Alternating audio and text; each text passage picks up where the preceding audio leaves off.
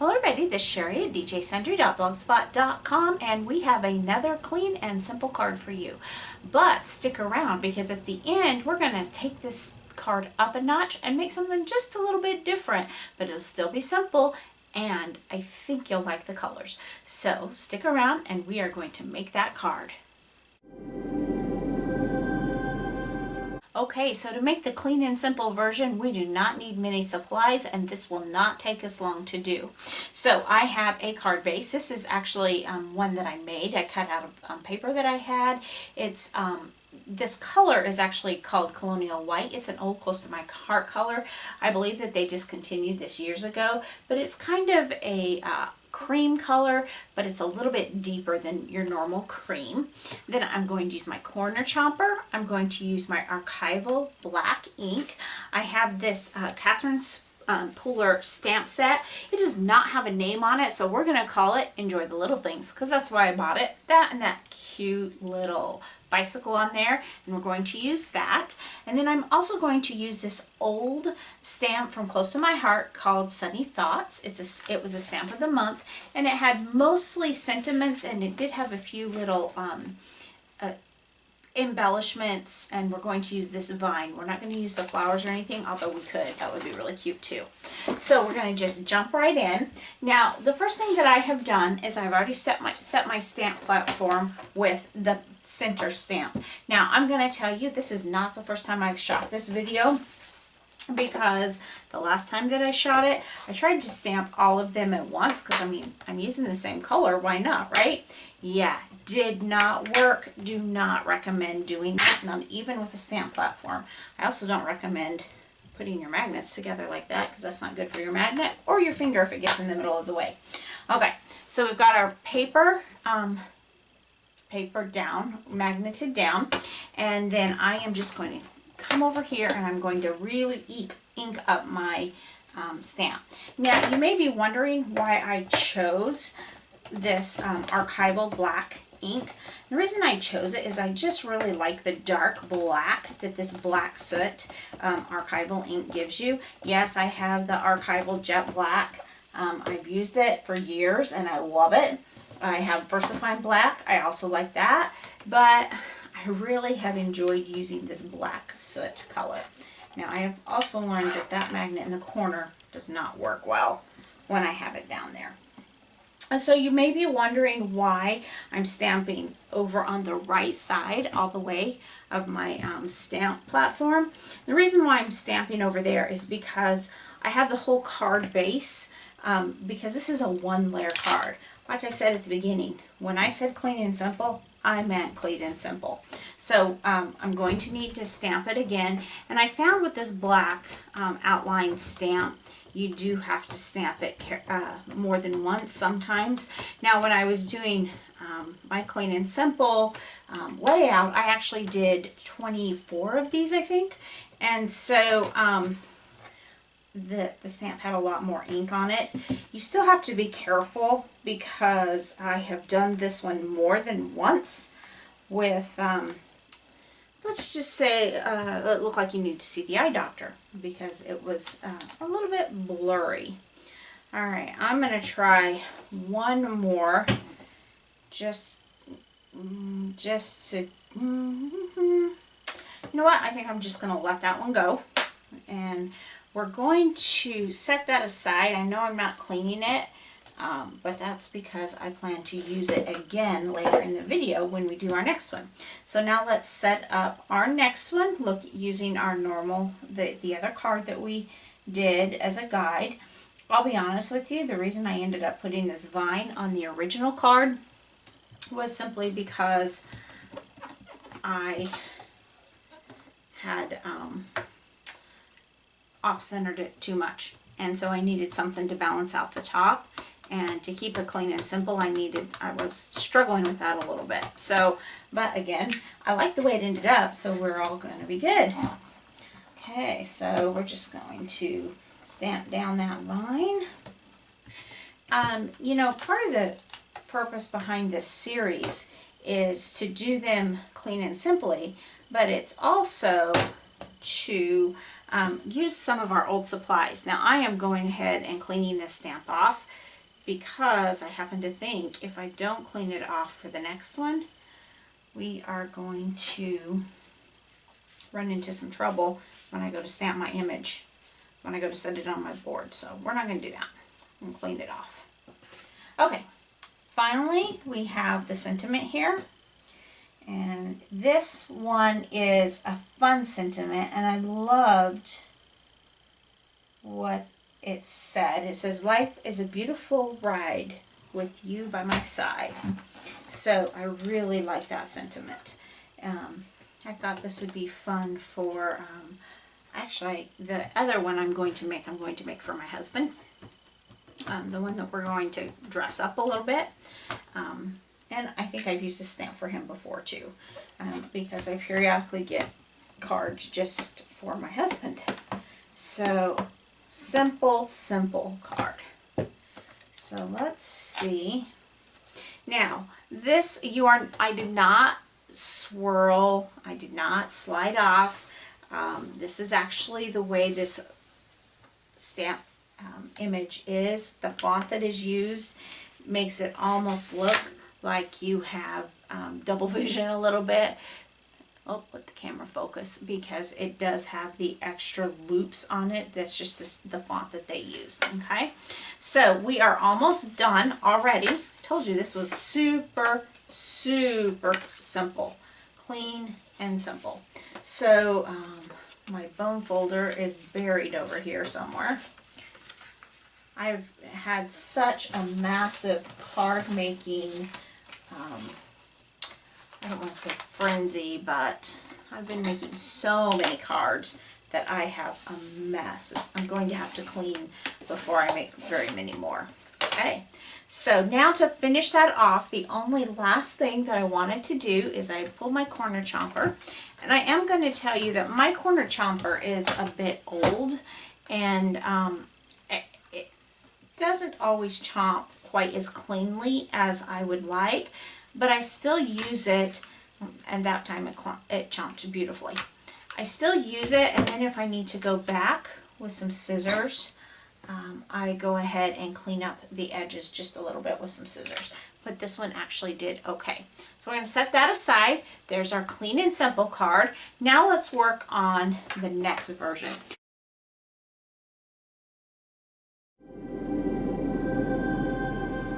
I thought it would be fun to do some watercoloring. So I've prepped my watercolor board with a piece of Tim Holtz Distress watercolor. And I am going to use some paints that I have never used before. So bear with me because this is new. I bought these and then I just simply have not had time to use them, and I'm so excited to start using them. This is the Daniel Smith 6 paint set. It's a very small set. We are going to use probably 3 colors today. I'm going to use blue and orange and yellow, and that's all I'm going to use. And I am going to just have this tile sitting off to the side. I know I don't have a lot of room here, so but I have this tile, and I am just going to put down just the tiniest bit of paint.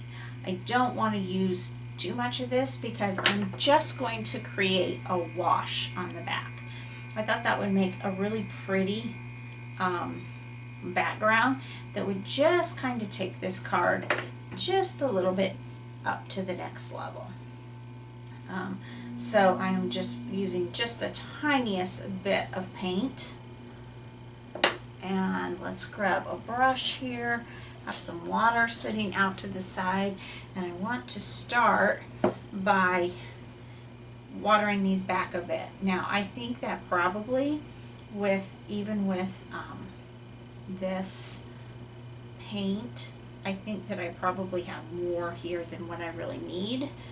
Just kind of clean that off a little bit and just make, it's not going to take much for what I'm doing. Okay, so there's their first color. Then let's make a wash out of the orange. Now, those may not be colors that you would normally choose, but I wanted 3 colors, so that's why I went with those 3. and or that's where the yellow came in. But the reason I went with the blue and the orange is because if you've watched my channel before, you've heard me say that blue and orange are my husband's favorite colors. Okay, so we have, I have kind of watered down those paints a little bit, and now I'm just going to put a wash of water over my whole background that I've got taped here. I don't know that I needed to tape it because I am not sure how much blending I'm actually going to do on this. Probably not a lot, but I know that these colors are going to make new colors, so I'm going to have to be really careful. But I want some movement, but I don't want a ton of movement. So I'm actually going to start with the orange, and I'm going to do the orange at the top, and we're just going to do a wash of the orange right across the top. It's a pretty color. And then I am going to grab some of the yellow and do a wash of the yellow. You don't really see a huge difference in those colors, and they blend nicely. Again, I'm not trying to create anything, how do I want to say? I'm not trying to create anything that looks like anything, meaning I'm not really trying to make a, like sky and grass and those kind of things. I just want a wash of color. So I'm going to hit this with the heat tool and see what it looks like. So those are actually really pretty colors, but I'm going to go back in with another layer, make sure that my brush is clean, and I want to intensify that orange. I don't know that I want to intensify the yellow as much, but I definitely want to intensify that orange. There we go. Let's go ahead and put some more yellow there.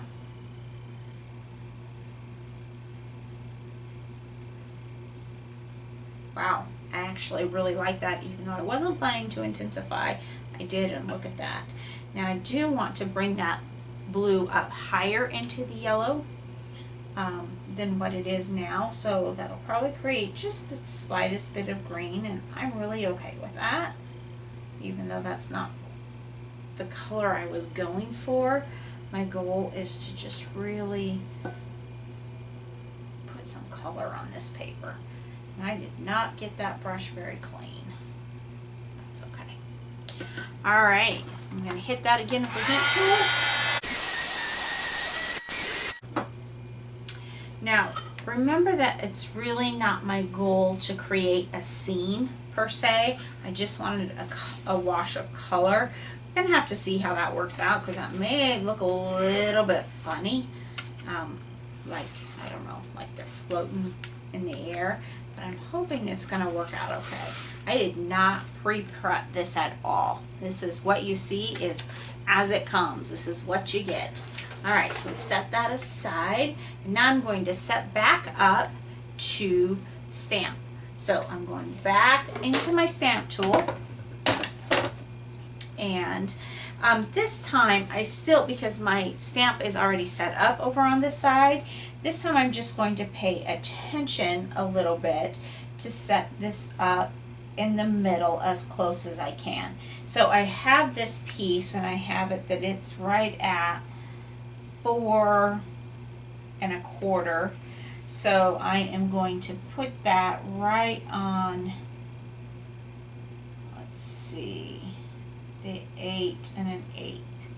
I'm going to have to trim it anyway, so if I'm off center just a little bit, it'll be fine. And I think one thing that I am going, we're going to do it just the same. I'm going to leave it, do it just the same. Alright, so let's get some more of our black ink here.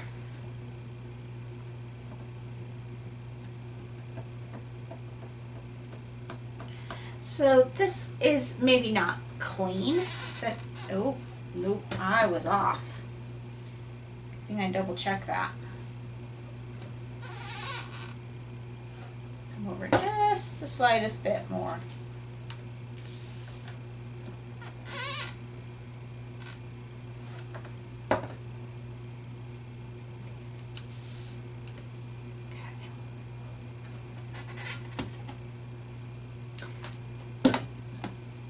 This is definitely still going to be simple, not put a lot of detail into this, but it is not as clean, meaning there's not as much white space in there, but oh my, it's going to be so pretty.